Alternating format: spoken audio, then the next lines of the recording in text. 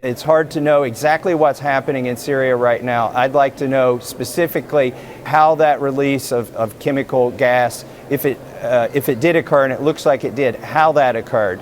Because frankly, I don't think Assad would have done that. It does not serve his interests. It would tend to draw us into that civil war even further. Who do you think is behind it? Who do you think is behind it? You know, you've got a war going on over there. Supposedly that airstrike was on an ammo dump. And so I don't know if it was released because there was gas stored in the ammo dump or not.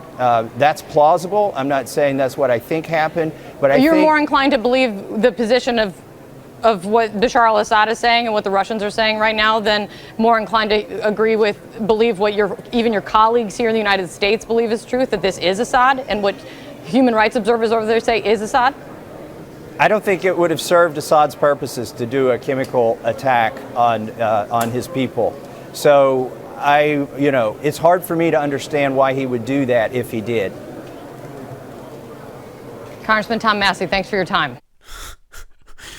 That video is worth multiple reviewings for all of the multiple WTF moments during that interview where the anchor is just speechless, just absolutely aghast that anyone, including a U.S. congressman, could possibly doubt the veracity of this story, for which we have precisely zero actual evidence. So definitely worth rewatching, and it does come from our friends at the Anti-Media on a post CNN anchor speechless after Congressman questions Syria chemical attack story. So that's at theantimedia.org, but I got it by way of the comments in the U.S. strike Syria, Russia set to respond open source investigation that we're running right now on the Syria strikes.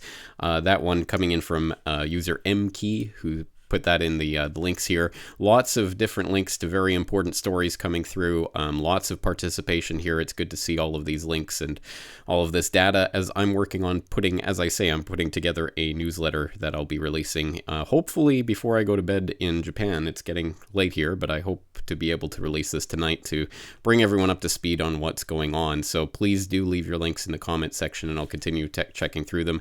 Another very valuable one coming from Voice of Araby, who left this note about the USA notified Russia as part of the Safe Skies agreement about this particular strike, but Russia just responded by stopping that agreement, so this can never happen again. The next time Russia detects a flying object over Syria, it can shoot it down and turn around and say, oops. Yes, very, very, very important development here. Moscow suspends U.S.-Russian memorandum on flight safety over Syria. Details here, I left the link to this in the comment section at this open source investigation. So I'll put the link in so you can go through all of these comments and links as they're coming in. But some very important stories developing here. Basically, long story short, Russia is calling this an act of aggression. They're calling for a United Nations Security Council emergency meeting. They've suspended their agreement, their memorandum on flight safety over Syria with the U.S. And that does mean that the next time there is any sort of strike, Russia can and probably will respond militarily to to intercept the missiles or whatever may be going over Syrian airspace. Extremely perilous indeed. Just gets more hair-raising by the second. So please do keep track of it. As I say, I'll be releasing this newsletter hopefully in the next few hours. So stay tuned to CorbettReport.com for that.